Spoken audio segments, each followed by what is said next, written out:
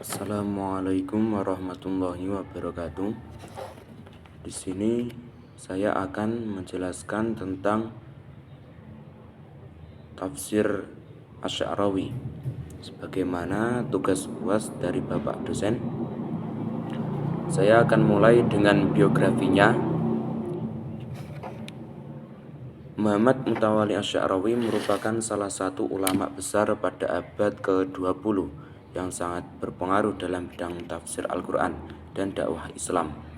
Ia memiliki nama lengkap Asy-Syahid Asy-Syarif Muhammad bin Asy-Syahid Mutawalli Asy-Sya'rawi Al-Husaini, dan beliau juga dikenal sebagai keturunan Ahlul Bait, yaitu memiliki garis nasab yang bersambung pada Imam Husain bin Ali, cucu Nabi Muhammad SAW. Ia lahir pada tanggal 15 April 1911 di desa Dakodus, wilayah Meidhomer, Provinsi Dakolia, Mesir. Sejak kecil, ia telah menunjukkan kecerdasan dan kecintaannya terhadap ilmu agama, terutama Al-Quran. Pendidikan awalnya dimulai dari kutab atau lembaga pendidikan tradisional, tempat ia belajar membaca, menulis, dan menghafal Al-Quran. Pada usia sekitar 10 tahun, ia telah berhasil menghatamkan Al-Quran. Itu merupakan sebuah pencapaian yang menjadi pondasi kuat bagi perjalanan intelektual dan spiritualnya di masa depan.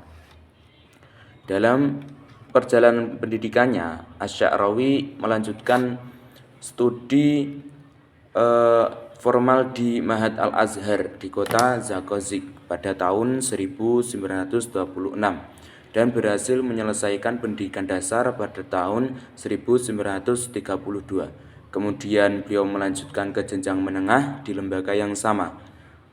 Pendidikan di lingkungan Al-Azhar yang dikenal sebagai pusat keilmuan Islam dunia sangat berpengaruh dalam membentuk pola pikir dan kedalaman ilmunya, khususnya dalam bidang bahasa Arab, tafsir, dan ilmu-ilmu keislaman lainnya.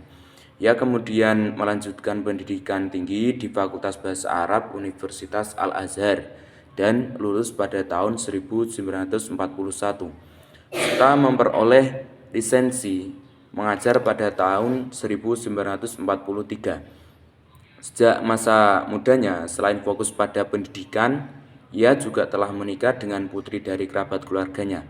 Dan dari pernikahan tersebut, ia dikaruniai 5 anak yang terdiri dari 3 putra dan 2 putri. Karir Asy-Sya'rawi dimulai sebagai seorang pendidik di berbagai lembaga Al-Azhar seperti di kota Tanta, Iskandaria, hingga kembali ke Zakozik.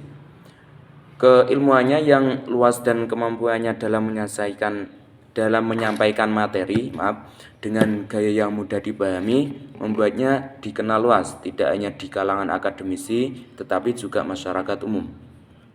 Pada tahun 1950, ia mendapatkan kesempatan untuk mengajar di Fakultas Syariah Universitas Abdul Aziz di Mekah, yang menunjukkan pengakuan internasional terhadap kapasitas keilmuan. Namun akibat konflik politik antara Mesir dan Arab Saudi pada tahun 1963, ia sempat kembali ke Mesir lagi.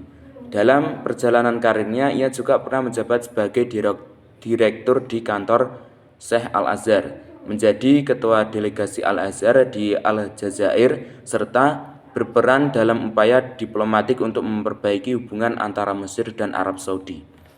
Puncak karir politiknya adalah ketika ia diangkat sebagai Menteri Wakaf dan Urusan Al-Azhar di Mesir.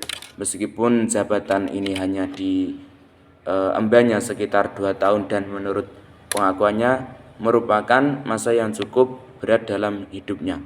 Selain kiprahnya dalam bidang pendidikan dan pemerintahan, Asy-Sya'rawi juga mendalam aktif di berbagai lembaga ilmiah dan dakwah, seperti menjadi anggota Majma' al-Buhuth al-Islamiyah, yaitu lembaga riset Islam di Al-Azhar, dan lembaga bahasa Arab di Kairo. Ia dikenal sebagai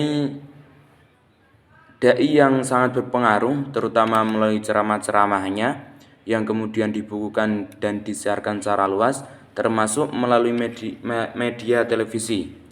Berkat kontribusinya yang besar dalam dunia Islam, ia menerima berbagai penghargaan bergengsi, di antaranya King Faisal Award pada tahun 1978, penghargaan internasional pada tahun 1988, serta penghargaan dari pemerintah Dubai atas jasa-jasanya dalam dakwah Islam.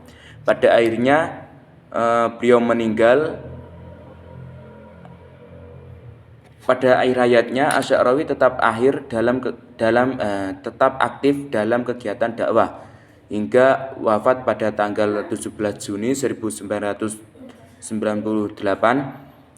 yaitu tepatnya di tanggal 22 Safar tahun 1419 Hijriah.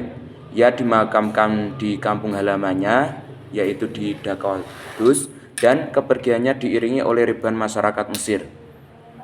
Sebagai bentuk penghormatan atas jasa dan pengaruhnya yang besar dalam dunia Islam, sosoknya dikenal sebagai ulama yang tidak hanya mendalam dalam ilmu, tetapi juga mampu menyampaikan pesan-pesan Al-Quran dengan bahasa yang sederhana, menyentuh, dan relevan dengan kehidupan masyarakat. Kemudian kita ke pembahasan selanjutnya, yaitu latar belakang munculnya tafsir Asy'arawi ini. Judul tafsir Asy'arawi, Khatir Asy'arawi Haul Al-Quran Al-Karim, terdiri dari 29 jilid. Sebenarnya tafsir ini ditulis oleh suatu lajnah yang diantara anggotanya adalah Muhammad Asy-Shinrawi dan Abd Waris Ad-Dasuki. Tafsir ini diterbitkan oleh Akbar Ayyam pada tahun 1991 dan pernah dimuatkan dalam majalah Al-Liwa Al-Islami dari tahun 1986 hingga tahun 1989, nomor 251 hingga 332. Sedangkan yang mengedit dan mentakhrij hadis-hadisnya adalah Ahmad Umar Hashim. Dalam pendahuluan tafsirnya, Asy'arawi menuturkan dengan nada merendah bahwa renungannya terhadap Al-Quran bukanlah berarti tafsiran Al-Quran, melainkan hanya percikan pemikirannya yang terlintas dalam hati seorang mukmin pada saat membaca Al-Quran. Jika Al-Quran dapat ditafsirkan, maka sebenarnya yang lebih layak menafsirkannya hanya Rasulullah SAW, karena beliaulah Al-Quran itu diturunkan. Namun Rasulullah hanya menjelaskan kepada manusia ajaran Al-Quran dari segi ibadah, karena hal itulah yang dibutuhkan oleh umatnya ketika itu. Adapun rahasia Al-Quran mengenai alam semesta tidak disampaikan oleh Rasul, sebab kondisi intelektual ketika itu tidak memungkinkan untuk dapat menerimanya. Apabila hal itu disampaikan, maka akan menimbulkan perdebatan yang pada akhirnya akan merusak masalah keagamaan, bahkan akan membuat manusia berpaling dari jalan Allah Subhanahu wa taala. Sebenarnya Al-Quran tidak datang untuk menjelaskan, tetapi ia datang untuk menjelaskan hukum taklif secara jelas. Namun seiring dengan kemajuan budaya dan ilmu pengetahuan, maka Allah pun menyingkap rahasia-rahasia alam lewat apa yang dapat kita tangkap atau pahami dalam Al-Quran.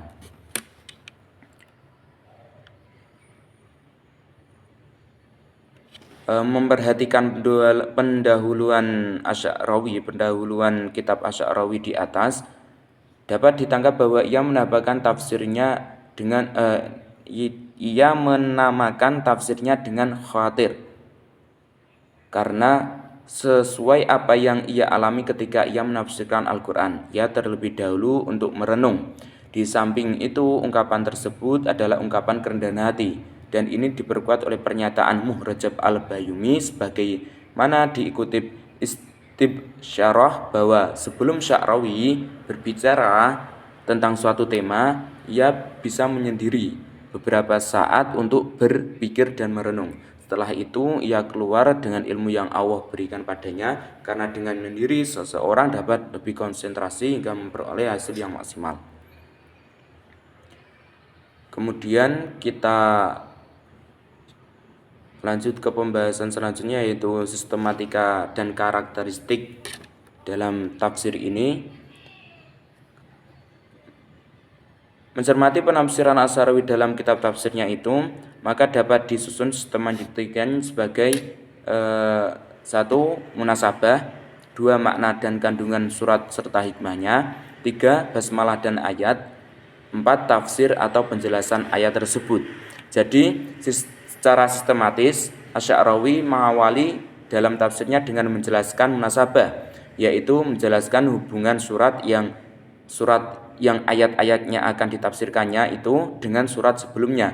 Setelah itu ia menjelaskan makna penamaan suatu surat dan menjelaskan tentang apa saja yang terkandung dalam surat tersebut, serta menjelaskan hikmah yang terdapat di dalamnya. Sebelum memasuki penafsiran ayat, ia terlebih dahulu menuliskan basmalah dan ayatnya, kecuali sebelum surah Al-Fatihah ia menjelaskan dahulu apa arti pentingnya tawadhu. Selanjutnya ia menafsirkan atau menjelaskan ayat-ayat Al-Quran. Berkaitan dengan karakteristik tafsir Asy'arawi, bila diamati maka dapat dikemukakan bahwa dalam menafsirkan ayat, ia menjelaskan makna suatu kata pada ayat yang ditafsirkan dengan mengeksplorasi ayat-ayat lain yang menggunakan kata tersebut. Nanti akan saya perjelas dengan contoh-contoh. Terus untuk memperkuat penafsirannya, terkadang ia mengutip hadis dan syair yang berkaitan dengan ayat-ayat yang ditafsirkan. Ia sangat respek pada perkembangan ilmu pengetahuan, makanya ayat-ayat yang berkaitan dengan ilmu pengetahuan ia pun menafsirkannya dengan tafsir ilmi. Karena itu pula karena beliau juga berupaya mengedepankan kemukjizatan Al-Quran. Selanjutnya ke pembahasan sumber penafsiran tafsir Asy'arawi. Dalam ilmu tafsir Al-Quran, kitab tafsir itu mengarah kepada 2 sumber, yaitu 1. Tafsir bimaksur atau tafsir ayat dengan ayat, tafsir ayat dengan hadis Nabi, tafsir ayat dengan perkataan sahabat atau tabi'in, dan yang kedua yaitu tafsir biroi, tafsir ayat dengan penggunaan akal atau ijtihad para mufasir.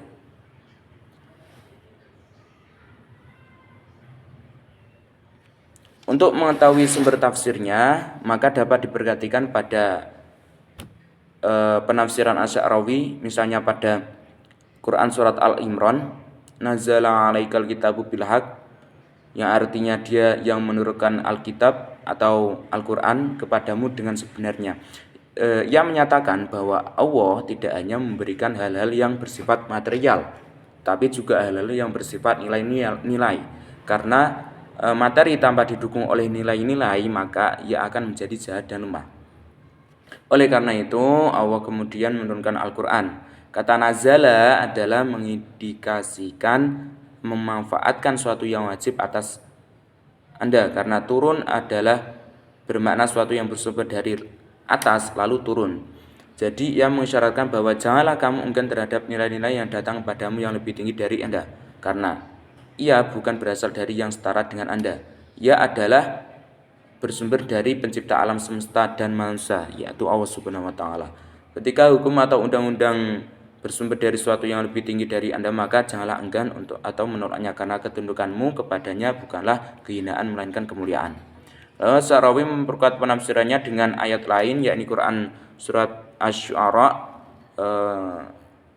ayat 193,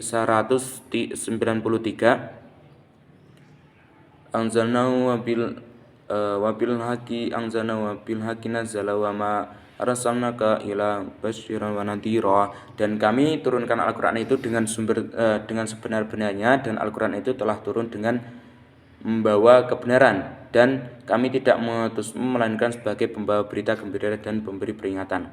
Kemudian ia menyatakan apakah Al-Qur'an itu turun dengan sendirinya. Sungguh Jibril telah menurunkan Al-Quran kepada Rasulullah SAW. Hal demikian itu tidak keluar dari keberadaan kata nazala. Dengan demikian kata nazala dengan kata anzala itu sama. Ketika kita menemukan suatu peristiwa yang terjadi kapan saja, maka kita akan bertanya apakah ia ditentukan dengan suatu waktu atau tidak. Sungguh Al-Quran telah diturunkan kepada Rasulullah SAW selama 23 tahun berdasarkan tuntunan peristiwa yang terjadi. Selanjutnya Asy-Sya'rawi mengemukakan ayat yang lain pada Quran surat Al-Qadar. Pada ayat ini adalah membatasi waktunya dan kita mengetahui bahwa Al-Quran turun selama 23 tahun, yaitu ia menurunkannya pada malam Lailatul Qadar. Dengan demikian bagi Al-Quran ada dua kata turun, yakni inzal dari kata angzala dan kata tangzil dari kata nazala. Jadi yang dimaksud sesungguhnya kami turunkan Al-Quran pada malam Al-Qadar adalah bahwa Quran mulai diturunkan dari Lauh Mahfuz ke langit demi menunjukkan perhatiannya dan pada alam, dan ini terjadi pada malam Lailatul Qadar. Bila diamati penafsiran Asy-Sya'rawi di atas, di mana ia menafsirkan ayat tersebut dengan mengaitkannya dengan ayat-ayat lain yang lebih relevan untuk memperkuat penafsirannya, maka tampaknya ia masuk pada tafsir bimaksur. Tapi kalau kita melihat lebih jauh, ketika ia menjelaskan kosakata ayat di atas, lalu dicarikan kosakata ayat di Tapi kalau kita melihat lebih jauh ketika ia menjelaskan ayat tadi, lalu dicarikan kosakata yang relevan pada ayat yang lain dan dijelaskan secara rasional dengan pemikirannya, dengan mengajukan pertanyaan, lalu pada akhirnya ia menyimpulkannya, maka ia lebih condong kepada tafsir biroi. Kemudian metode tafsir. Apabila diperhatikan penafsiran Asy-Sya'rawi pada kitab tafsirnya itu di mana ia menafsirkan ayat-ayat Al-Qur'an berdasarkan urutan surat dalam mushaf, maka tampak ia dikategorikan tafsir yang menggunakan metode tahlili. Namun apabila dicermati contoh penafsiran Asy-Sya'rawi tentang turunnya Al-Qur'an pada Quran surat Al-Imran tadi yang telah dikemukakan tadi, di mana ia mengulas suatu kosakata nazala dengan mengeksplorasi ayat-ayat lain yang menggunakan kosakata tersebut, lalu ia menjelaskan makna kosakata itu secara jelas, kemudian ia menarik suatu konklusi pada keutuhan makna ayat tersebut, maka tampaknya ia pun menggunakan metode maudhu'i. Kemudian corak penafsiran Asy-Sya'rawi dicermati lagi pada contoh Quran surat Al-Imran tadi, di mana ia menjelaskan bahwa bagaimana Al-Quran bisa mendidik manusia agar dapat melaksanakan hukum-hukum Allah supaya tidak keluar dari apa yang telah digariskan oleh Al-Quran. Itulah sehingga pada ayat itu memberi isyarat ketika manusia mau menerima nilai-nilai Al-Quran, apalagi hal itu bukan datang dari sama manusia, akan tapi ia datang dari pencipta dan pemelihara alam semesta ini, yaitu Allah Subhanahu wa Ta'ala. Di samping itu, ayat tersebut juga memberi tuntunan kepada manusia bahwa hal-hal yang bersumber dari ataslah, yakni dari Allah Subhanahu wa Ta'ala, yang sebenarnya bersifat pasti. Oleh sebab itu, ia sangat layak menjadi penuntun atau tunjuk manusia ke jalan yang benar. Selain itu, ketundukannya kepada hal tersebut justru semakin menambah kemuliaannya sendiri. Maka dengan demikian dapat dikatakan bahwa corak tafsir Asy-Sya'rawi ini adalah tarbawi, pendidikan, atau bisa disebut dengan tafsir ilmi, karena beliau mengandung keilmuan. Karena tafsir tersebut mengandung keilmuan. Kemudian kita ke pembahasan selanjutnya, yaitu ke kelebihan dan kekurangan pada tafsir Asy-Sya'rawi ini. Kelebihannya yaitu bahasa yang sederhana dan mudah untuk dipahami. Selaras dengan latar belakang Asy-Sya'rawi yaitu sebagai seorang dai dan pendakwah, maka sudah tentu bahwa beliau menjelaskan tentang suatu ayat atau dalam penafsirannya ini itu sangat mudah untuk dipahami. Kemudian tafsir ini bercorak adab istimai sehingga ayat-ayat yang dibaca dalam dapat berhubungan langsung dengan persoalan masyarakat yang terus berkembang. Kemudian kekurangannya yaitu dalam tafsir ini tidak mencantumkan sumber saat mengutip pendapat ulama, dan kemudian tidak menilai kualitas hadis yang digunakan, kemudian tidak banyak menampilkan kutipan dari mufasir klasik maupun modern. Yang terakhir yaitu bentuk penyusunan yang berasal dari ceramah sehingga kurang sistematis sebagai karya tulis ilmiah. Sekian dari saya. Bila ada kesalahan atau kekurangan, bila taufiq wal hidayah. Wassalamualaikum warahmatullahi wabarakatuh.